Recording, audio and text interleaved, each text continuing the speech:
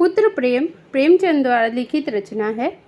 इसमें कुछ एक ऐसे वर्ड्स हैं जो समझने में आपको कठिनाई होगी, तो मैं उन्हें डिस्क्राइब कर देती हूँ। बाबू चैतन्य दास ने अर्थशास्त्र खूब पढ़ा था।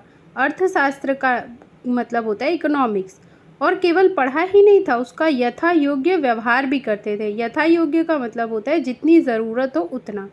वे वकील थे, 2-3 गांव में उनकी जिम्मेदारी भी थी, बैंक में भी कुछ रुपए थे।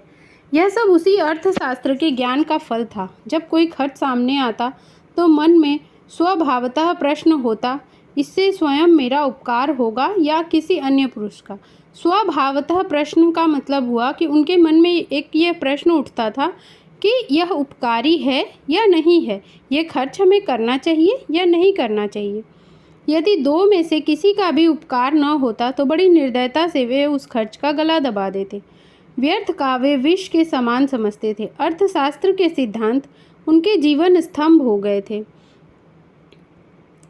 अर्थशास्त्र के सिद्धांत उनके जीवन स्तंभ हो गए थे।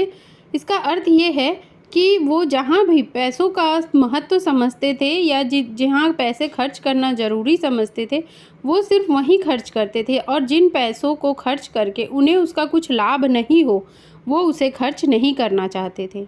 बाबू साहब के 2 पुत्र थे। बड़े का नाम था प्रभुदास, छोटे का नाम था शिवदास। दोनों ही कॉलेज में पढ़ते थे। उन्हें केवल एक श्रेणी का अंतर था। श्रेणी का अर्थ होता है क्लास। दोनों ही चतुर होनहार युवक थे, किंतु प्रभुदास पर पिता का स्नेह अधिक था। उसमें सदुत्साह की मात्रा अधिक थी। सदुत्साह का अर्थ हुआ एक्साइटमेंट। वो बहुत ज़्यादा एक्साइटेड थे, पढ़ने का उन्हें बड़ा ही शौक था। पिता को उसकी जात से बड़ी बड़ी आशाएं थी। वे उसे विद्योन्नति के लिए इंग्लैंड भेजना चाहते थे। विद्योन्नति का अर्थ हुआ एडुकेशन। वो चाहते थे कि वो इंग्लैंड जाकर पढ़े। उसे बैरिस्टर बनाना उनके जीवन की सबसे बड़ी अभिलाषा थी। अभिलाषा का अर्थ हुआ इच्छा। किंतु कुछ ऐसा संजोग हुआ कि प्रभुदास को बीए की परीक्षा के बाद ज्वर आने लगा। ज्वर का अर्थ होता है फीवर। डॉक्टरों की दवा होने लगी। 1 मास तक नित्य डॉक्टर साहब आते रहे, पर ज्वर में कुछ कमी न हुई। दूसरे डॉक्टर का इलाज होने लगा, पर उससे भी कुछ लाभ न हुआ। प्रभुदास दिनों दिन क्षीण होता चला जा रहा था। क्षीण का अर्थ होता है कमज़ोर। उठने बैठने की शक्ति न थी। यहाँ तक कि परीक्षा में प्रथम श्रेणी में उत्तीर्ण होने का शुभ संवाद सुनकर, शुभ संवाद का अर्थ हुआ वो अपनी परीक्षा में प्रथम आए थे, ये उन्हें अच्छी एक समाचार सुनने को मिला। सुनकर भी उसके चेहरे पर हर्ष का कोई चिन्ह दिखाई नहीं दिया। हर्ष अर्थात खुशी। वह सदैव गहरी चिंता में डूबा रहता था। उसे अपना जीवन बोझ सा जान पड़ने लगा। एक रोज चैतन्य दास ने डॉक्टर साहब से पूछा, यह क्या बात है? 2 महीने हो गए और अभी तक दवा का कोई असर नहीं हुआ। डॉक्टर साहब ने संदेहजनक उत्तर दिया, मैं आपको संशय में नहीं डालना चाहता। संशय का अर्थ होता है डाउट। मेरा अनुमान है यह ट्यूबरक्लोसिस है। ये एक बीमारी का नाम है। चैतन्य दास ने व्यग्र होकर कहा। व्यग्र का अर्थ हुआ बेचैन, तपेदिक। डॉक्टर, जी हाँ, उसके सभी लक्षण दिखाई देते हैं। चैतन्य दास ने अविश्वास के भाव से कहा, मानो उन्हें कोई विस्मयकारी बात सुन पड़ी हो। तपेदिक हो गया? डॉक्टर ने खेद प्रकट करते हुए कहा, यह रोग बहुत ही गुप्त रीति से शरीर में प्रवेश करता है। चैतन्य दास, मेरे खानदान में तो यह रोग किसी को न था। डॉक्टर, संभव है मित्रों से इसके जर्म मिले हों। जर्म का अर्थ होता है कीटाणु। चैतन्य दास कई मिनटों तक सोचने के बाद बोले, अब क्या करना चाहिए? डॉक्टर, दवा करते रहिए, अभी फेफड़ों तक असर नहीं हुआ है, इनके अच्छे होने की आशा है। चैतन्य दास, आपके विचार में कब तक दवा का असर होगा? डॉक्टर, निश्चय पूर्वक नहीं कह सकता, किंतु 3-4 महीनों में यह स्वस्थ हो जाएंगे और जाड़ों में इनके रोग का जोर कम हो जाया करता है। चैतन्य दास, अच्छे हो जाने पर ये पढ़ने में परिश्रम कर सकेंगे? डॉक्टर, मानसिक परिश्रम के योग्य तो शायद हो ही सके। मानसिक परिश्रम का मतलब होता है मेंटल स्ट्रेंथ। चैतन्य दास, किसी सैनिटोरियम, सैनिटोरियम का अर्थ हुआ किसी पहाड़ी स्वस्थालय में भेज दूँ तो कैसा हो? डॉक्टर, बहुत ही उत्तम। उत्तम का मतलब हुआ बहुत ही अच्छा। चैतन्य दास, तब ये पूर्ण रीति से स्वस्थ हो जाएंगे। पूर्ण रीति का अर्थ है एकदम से स्वस्थ हो जाएंगे। डॉक्टर, हो सकता है, लेकिन इस रोग को दबा रखने के लिए इनका मानसिक परिश्रम से बचना ही अच्छा है। चैतन्य दास नैराश्य भाव से बोले। नैराश्य का अर्थ हुआ निराशा से। तब तो इनका जीवन ही नष्ट हो गया। गर्मी बीत गई, बरसात के दिन आए। प्रभुदास की दशा दिनों दिन बिगड़ती गई। इसे वह पड़े पड़े बहुधा इस रोग पर की गई बड़ी बड़ी डॉक्टरों की व्याख्याएं पढ़ा करता था। उसके अनुभवों से अपनी अवस्था की तुलना किया करता था। पिछले कुछ दिनों तक वह अस्थिर चित्त सा हो गया था। अस्थिर चित्त का अर्थ हुआ बिल्कुल ही उदास। 2-4 दिन भी दशा संभली रहती तो पुस्तक देखने लगता, विलायत यात्रा की चर्चा करता। विलायत यात्रा मतलब इंटरनेशनल ट्रिप।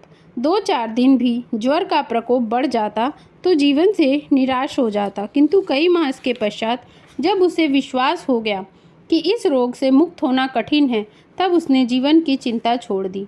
पथापथ्य का विचार न करता। पथापथ्य का अर्थ होता है बीमारों के लिए जो खाना प्रेस्क्राइब्ड होता है वह उन्हें भी अब नहीं मानता था। घर वालों की निगाह बचाकर औषधियाँ जमीन पर गिरा देता। औषधियों का अर्थ होता है दवाइयाँ। मित्रों के साथ बैठकर जी बहलाता। यदि उसे कोई स्वास्थ्य के विषय में कुछ पूछता तो चिढ़कर मुंह मोड़ लेता। उसके भावों में एक शांतिमय उदासीनता आ गई थी। बातों में एक दार्शनिक मर्मज्ञता। दार्शनिक मर्मज्ञ का अर्थ होता है फिलोसॉफिकल। वो लोक रीति और सामाजिक प्रथाओं पर बड़ी बड़ी निर्भीकता से आलोचनाएं किया करता था।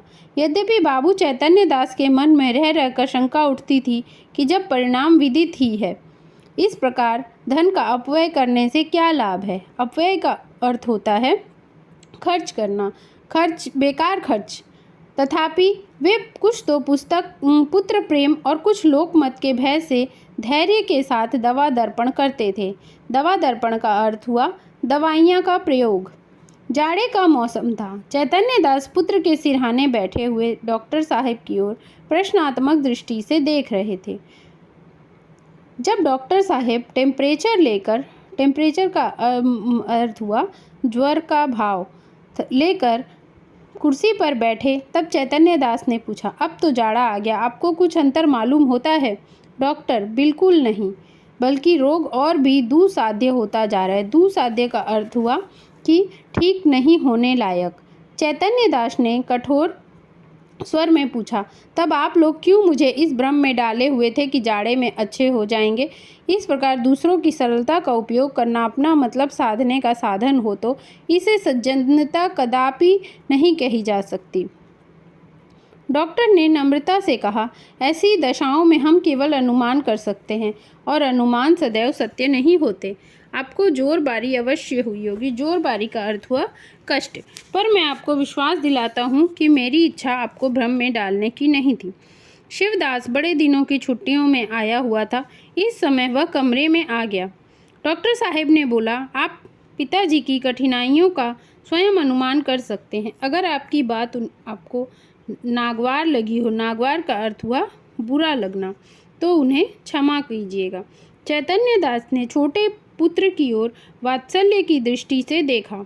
वात्सल्य का अर्थ हुआ जो छोटे बच्चों को देखकर मन में एक खुशी प्राप्त होती है, उसे वात्सल्य कहा जाता है। तुम्हें यहाँ आने की क्या ज़रूरत थी? मैं तुम्हें कितनी बार कह चुका हूँ कि यहाँ मत आया करो, लेकिन तुमको सब्र ही नहीं होता। शिवदास ने लज्जित होकर कहा, मैं अभी चला जाता हूँ, आप नाराज न हो। मैं केवल डॉक्टर साहब से यह पूछना चाहता था कि भाई साहब के लिए अब क्या करना चाहिए। डॉक्टर साहब ने कहा, अब केवल एक ही साधन है, इन्हें इटली के किसी सैनिटोरियम में भेज देना चाहिए। चैतन्य दास ने सजग होकर पूछा, कितना खर्च होगा? सजग का अर्थ हुआ कि जानकारी के लिए पूछना। ज़्यादा से ज़्यादा 3000, साल भर रहना होगा। निश्चय है वहाँ से अच्छे होकर आवेंगे?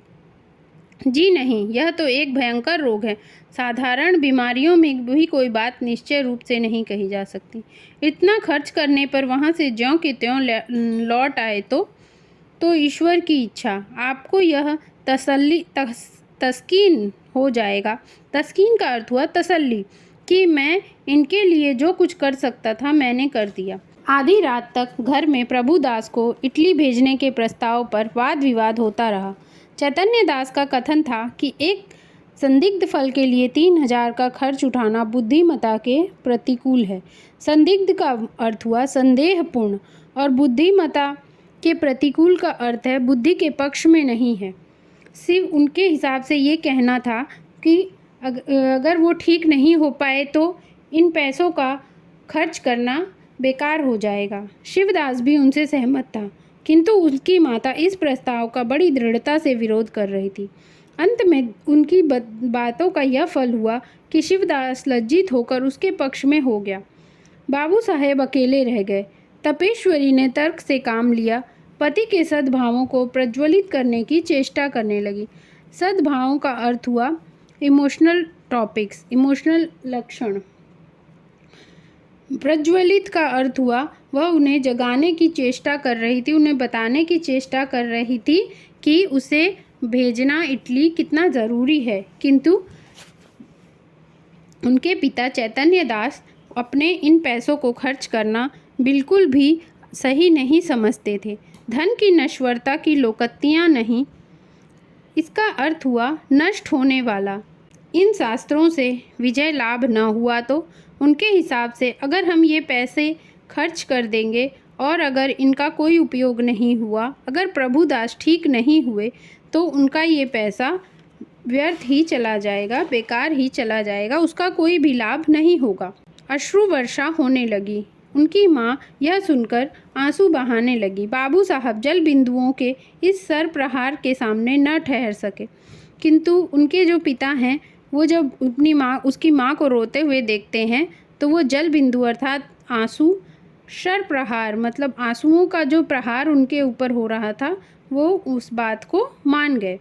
इन शब्दों में हार स्वीकार की। अच्छा भाई रो मत जी, जो कुछ कहती हो वही होगा। तपेश्वरी तो कब रुपए हाथ में आने दो। तो यह क्यों नहीं कहते भेजना ही नहीं चाहते? भेजना चाहता हूँ किंतु अभी हाथ खाली है, यह तुम नहीं जानती। बैंक में तो रुपए हैं, जायदाद है, 2-3 हज़ार का प्रबंध करना क्या कठिन है। चैतन्य दास ने पत्नी को ऐसी दृष्टि से देखा मानो उसे खा जाएंगे। एक क्षण के बाद बोले, बिल्कुल बच्चों सी बातें करती हो। इटली में ऐसी कोई संजीवनी रखी हुई है जो तुरंत चमत्कार कर देगी? वहाँ भी केवल प्रारब्ध ही की परीक्षा करनी है तो सावधानी से कर लेंगे। प्रारब्ध का अर्थ हुआ कि रोग ठीक होगा या नहीं। पूर्व पुरुषों की संचित जायदाद अर्थात जो उनके पूर्वजों ने जो जायदाद कमा रखी है और रखे हुए रुपए मैं अनिश्चित हित की आशा पर बलिदान नहीं कर सकता। चैतन्य दास को यह आशा बिल्कुल भी नहीं थी कि उनका बेटा प्रभुदास ठीक हो सकता है, इसीलिए वो अपने पुरुषों की रखी हुई जायदाद को बिल्कुल भी खर्च नहीं करना चाहते थे। तपेश्वरी ने डरते डरते कहा, आखिर आधा हिस्सा तो प्रभुदास का भी है। बाबू साहब तिरस्कार करते हुए बोले, आधा नहीं, उसे मैं अपना सर्वस्व दे देता जब उससे कुछ आशा होती। वह खानदान की मर्यादा और ऐश्वर्य बढ़ाता। ऐश्वर्य का अर्थ हुआ प्रतिष्ठा, और इस लगाए हुए धन के फलस्वरूप कुछ कर दिखाता। मैं केवल भावुकता के फेर में पकड़कर ह्रास नहीं कर सकता। ह्रास का मतलब हुआ नुकसान। तपेश्वरी अबाक रह गई। अबाक का अर्थ हुआ चकित। जीत कर भी उसकी हार हुई। इस प्रस्ताव के 6 महीने बाद शिवदास BA पास हो गया। बाबू चैतन्य दास ने अपनी जिम्मेदारी के 2 आने बंधक रखकर कानून पढ़ने के निमित्त का अर्थ हुआ लिए, कानून पढ़ने के लिए उसे इंग्लैंड भेजा। उसे बम्बई तक खुद पहुंचाने आए।